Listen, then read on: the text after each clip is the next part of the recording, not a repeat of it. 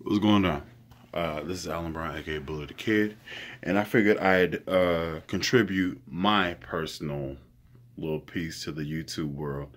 If you are in the market of shopping for your loved bass player, I wanted to contribute some things that you could possibly gift to the bass player, and he will be eternally grateful. Drummers, because we are your right-hand man, this may be something that you can give to your dude that holds it down in the pocket. So, first thing that I'll throw out there for you is a looper. I have a ditto looper. These usually go for about 65, 70 bucks. Brand new, maybe 100. You can probably get one on Reverb. I think I got this for 55. Somebody had it, I bought it used.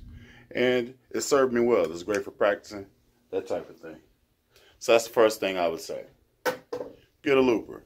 Lock your groove in, and then the bass player can finally get that bass solo that everybody's been promising him. Moving on. If you don't already have one, I would suggest getting him a bass tuner.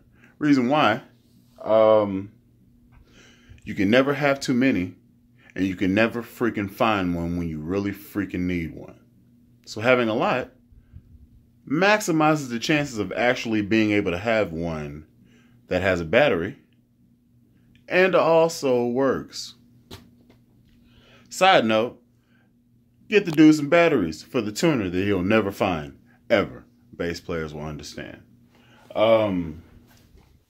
Another thing you can grab your bass player are some strings. I just happen to have these Black Beauties. I'm going to throw this on one of these girls. If you don't have that, go to my second go-to. Yeah. No, I'm not endorsed. This is just my personal thing. So if my wife actually watches this thing, buy your boy some strings. Appreciate it. $45 to $125.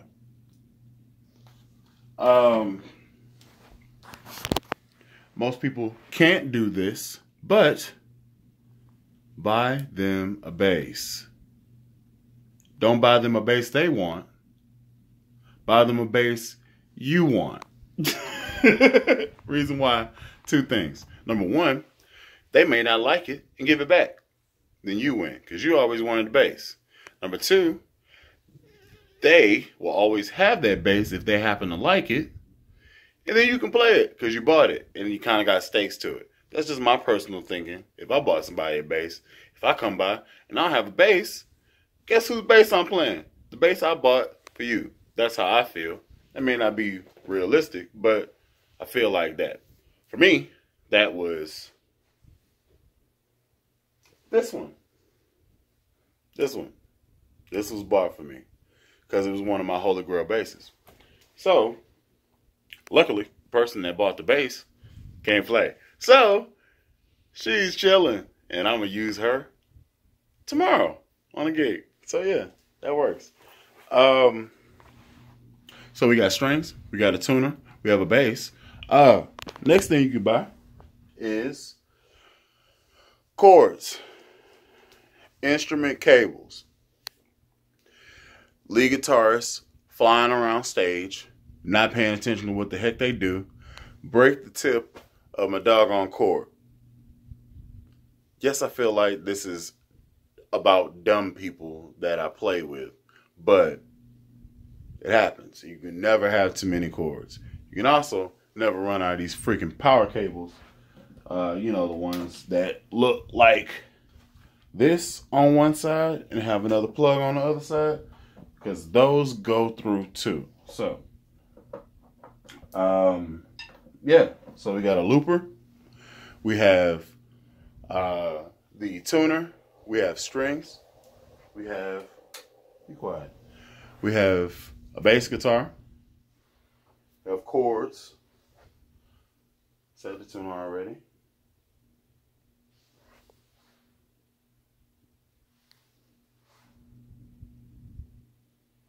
Oh.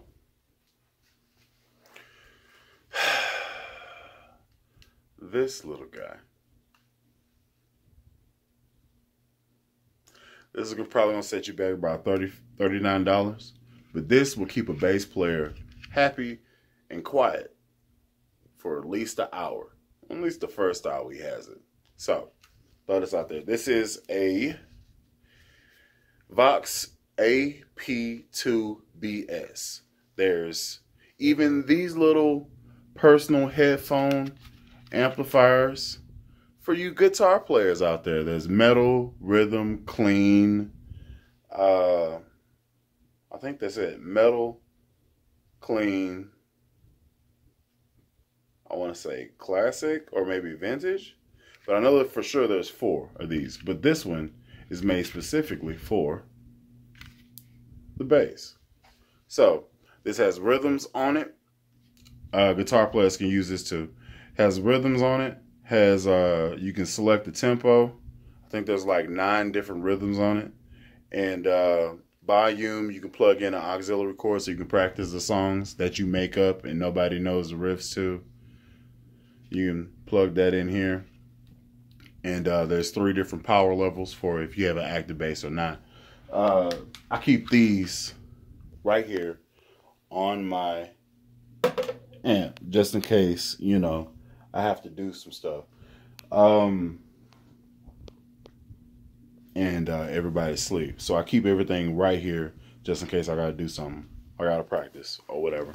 So these are just some small little things you can do for your friendly neighborhood bass player. The person that always holds it down and never gets any notoriety for anything.